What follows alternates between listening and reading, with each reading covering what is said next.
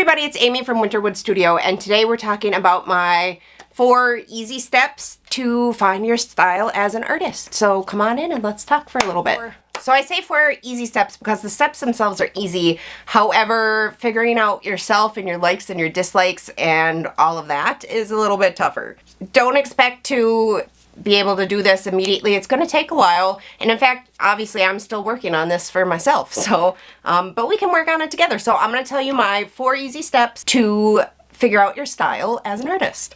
So step number 1, I want you to collect paintings from other artists, the ones that you absolutely love. I want you to get at least 5 to 10 and meet me. I'm going to move you from here to here and I'll show you some of mine, and we will talk about what you can learn by looking at other artists' artwork that you really love. Okay, so we're over here at my drawing desk now, and we're going to talk a little bit about some of my favorite artists and what I like. So this is Van Gogh's Cafe Terrace. This was one of the first paintings I really remember being drawn to as a young teen, I would think. So I'm going to show you a couple of paintings here, and then we'll talk about what I think is similar in all of them. Okay, so this is another painting I was really drawn to when I was younger. This is called Carnation Lily Lily Rose by John Singer Sargent. I think already you can maybe see some of what is drawing me to things, but let's keep going. Let's look at some other stuff. Okay, so this is another John Singer Sargent. This is Simplon Pass Reading. This was done with watercolors and opaque watercolors, which I think must be gouache. So this is another John Singer Sargent. Okay, this is a painting by Mary Cassatt. This is Young Mother Sewing. So this is Catskill Creek, New York by Thomas Cole. He was a Hudson River Art School artist. This is another painting I love, and in fact I love a lot of the landscapes from the Hudson River Art School artists. This is a really beautiful one. So this is another Hudson River Art School landscape. This is by Robert Duncanson. I think this one's called A Dream of Italy. Again, this is just a gorgeous landscape. I thought we'd come back to Van Gogh. This is his Irises painting. This was another one I was drawn to at a really young age as well. And then, of course, his Starry Night painting was one I was drawn to. And now let's, I'm going to show you a few examples of some some contemporary artists that are alive now that I really like. So, let's see. Okay, this is a piece by Stephanie Law. She is a contemporary watercolor artist, and she is the artist who made me first want to try watercolors. I'm not sure if this one has a title. Doesn't have a name on it. But this is one of her pieces that I love. And let's see. Let's see if we can find a couple. So this is her gallery on her website. She also has a good YouTube channel. I'll link her website and her YouTube channel below. Let's see, what's another one that I really like? This is one I saw her do recently that I really like. Here's another one of hers that I really like. It's a little blurry because I'm trying to blow them up enough so that you can see them. I wonder if I click. That's better. I'm going to zoom in so you can see the detail there.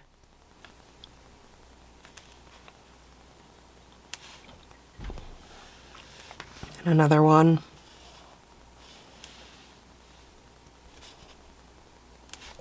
Let's zoom in on this one here. Just beautiful. So let's see, who else could I show you? This is Chuck Black. He is an artist here on YouTube, and he does a lot of oil and acrylic paintings.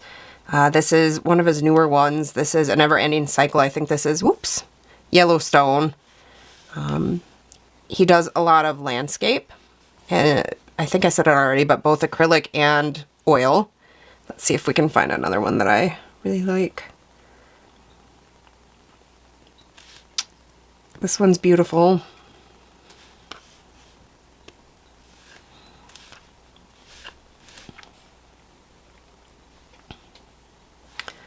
And then if I can find it, this one has a time lapse on YouTube that I've watched about 800 times. I don't know, quite a few. I'm not sure why I like this one so much, but I do. Maybe it's partially the sense of like simpler times. I don't know. Autumn is my favorite season. I'd like to have a print of this one someday. And then this one, I do have a print of. I bought this one for my husband for our anniversary last year, I think, and had it framed. We had a puzzle of this one that we did during a tough time in our lives, and I bought the print for him for our anniversary as a reminder that we can get through anything. So Chuck Black's artwork, I have watched probably every single time lapse on his channel. If you haven't checked him out, I highly recommend that you check him out. It's a super helpful channel. And let's see, who's somebody else I could... So this is Margaret Morales. She also has a YouTube channel, although I don't know how often she posts on there anymore. But she's another artist whose work I am really drawn toward. And she's a watercolor artist as well. So looking at all these artists that I've just talked about, you would think, oh, well, they don't really have anything in common, but that's not true.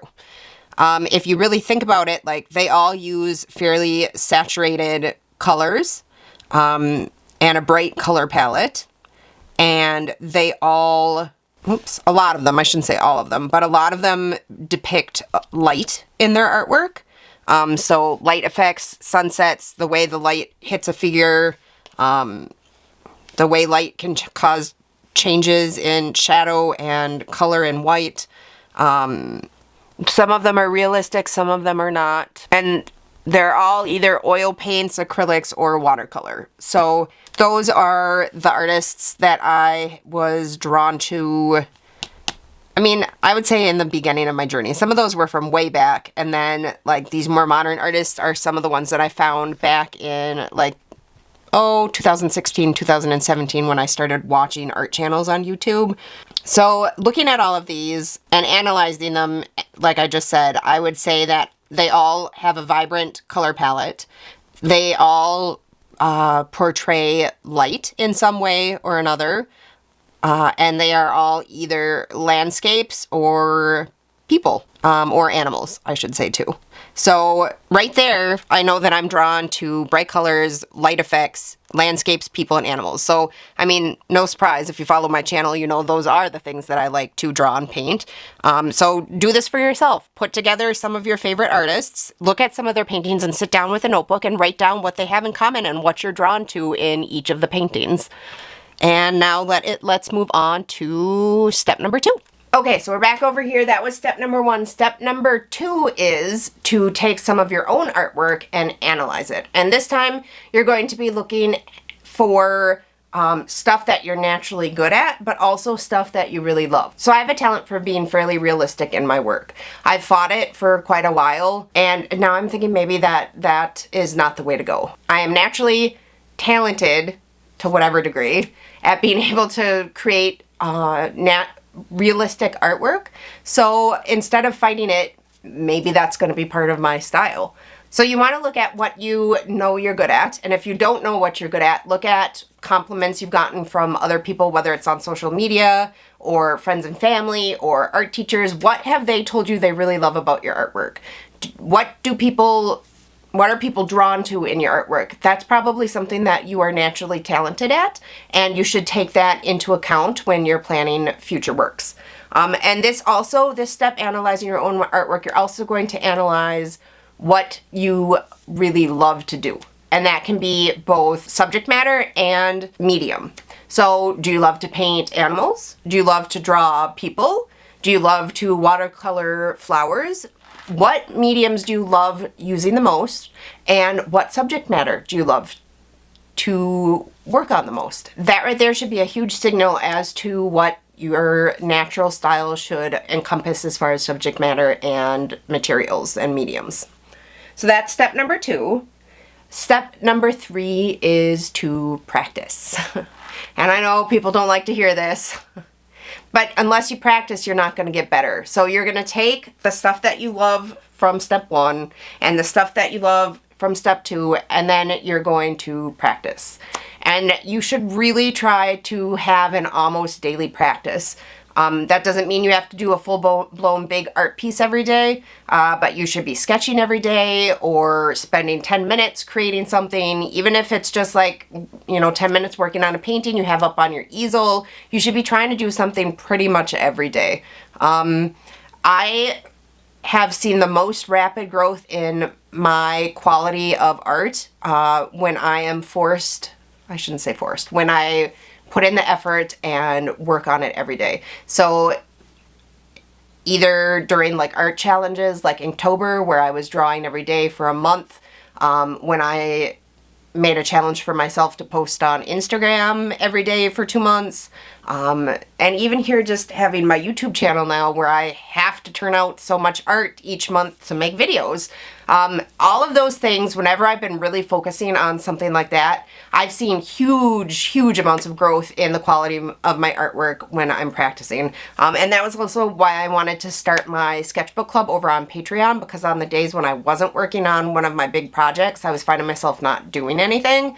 So I wanted to really, and I have, like I said, it doesn't have to be big. This is my little, it's like 4 inches by 4 inches. It's the Royal Talon Art Creations sketchbook. And just, it's just, you're just practicing. It's for practice. So on the days when I'm not working on a big piece, I really am trying to at least do a small sketch in my sketchbook, and I find having that group of people over on my Patreon, the Sketchbook Club, is pretty motivating. So I'll drop that link down below. You're more than welcome to come join us over there for the Sketchbook Club. It's a lot of fun, and we have a Discord and a Facebook group, and it's a lot of fun to chat with everybody and learn about their art lives. So so step 3 is practice. Step 4 is keep learning. And I think this is just super important for artistic growth. Don't stop learning. Don't ever stop learning. Keep taking classes, keep reading books, keep watching instructional YouTube videos. Just keep pushing forward. I think if you stop learning, your art becomes really stagnant and stale, and you can very easily get stuck in a rut and get art block. So learn new mediums, take a class, learn a new technique. My favorite online class place to take art classes is Domestika. I'm not affiliated or associated with them in any way. I just really love the classes, and lots of times they'll go on sale where everything is like $9.99 for like, I don't know, a week or something. I've taken so many classes on there, and it's fun, and I keep taking them because I want to continue to learn. In fact, why don't I take you over to my computer and I'll pull up my Domestika and I'll show you some of my favorite classes, just because I really do think it's a great resource, and I don't know why. It seems like a lot of people don't know about it. They only know about like Skillshare, which I have never tried. I'm not knocking Skillshare in any way. I don't have the income to do Skillshare right now because you have to pay for the whole month up front, and I don't have that. So with Domestika, it's one class and it's $9.99, and if it turns out bad, oh well. But I haven't had that happen. I've enjoyed every class I've taken. I'll take you over there and show you some of the classes I've taken so that you can see, and then I'll be back to say goodbye. Okay, so here I am over at my computer, and I'm going to show you some of the classes I'm taking. The one that I'm taking right now, like I was watching it right before I started recording today, is Landscape Oil Painting with Plein Air Techniques. And I am enjoying it very much. I'm going to do a screen recording too here so you can see. But if I go over to my courses, so here we are in all the courses that I have personally bought myself with my own money. So, they just had a big sale this week, so I bought like 5 this week. I bought this Landscape Oil Painting with Plein Air Techniques that I just told you about, and then I bought this Portrait Painting with Oil, and then Introduction to Photorealism for Oil Painting, and yeah, I bought 5.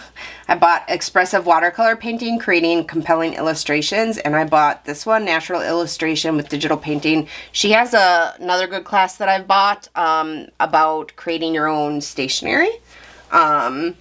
So these are some of the classes I'm taking right now. I could go on to, these are the ones that I just bought. Actually, I bought this one and this one too, like 2 weeks ago. And I started this one and this one, but I haven't started this one yet. So this is sketchbook illustration with colored pencils, children's illustration with Procreate, paint magical scenes, and gouache painting, create vibrant works of art. So, and this one I bought. I must have bought these two last week. No, these two are older. So I, at this point now, have 1, 2, 3, 4, 5. I have 10 classes that I'm either taking or have to take. And then everything, and that's, and then, so that the last two are surreal illustration with watercolor and ink and natural illustration and watercolor and gouache. And then everything from here on out are ones that I have already taken and completed, except this one. The expressive portrait drawn with soft pastels, I kind of wanted to maybe do a video for, I don't know. But I've taken all the rest of these, even though it says you haven't completed, that's because I don't mark off the units as I go, because I watch them again. So I'm just going to scroll through here some of these. Obviously I can't show you all the ones I bought, because we'd be here forever, but I have yet to come across a class that I haven't liked on here. And again, I am not affiliated with them. I don't get any sort of commission. No sponsorship. I just really like taking the classes. So, I'll stop there, but those are a bunch of the classes I've taken from here, and I really take it seriously, the learning. I think it's something that all artists should do, and I find that if I start to feel like I have artist block, the best thing I can do is take a new class or learn a new technique or learn some new supplies. So keep learning, keep growing, have fun. Okay, I'm going to head back over there and we'll talk about the other stuff on my list. So those were my 4 easy-ish steps to learning your own artistic style. I hope that you found that helpful. If you have any questions or anything, make sure you drop them down below and I will answer them. And as always, if you found this video helpful, please like and subscribe and leave a comment, because that all helps support my channel so I can continue to make videos like this one for you guys. And until next time, happy creating!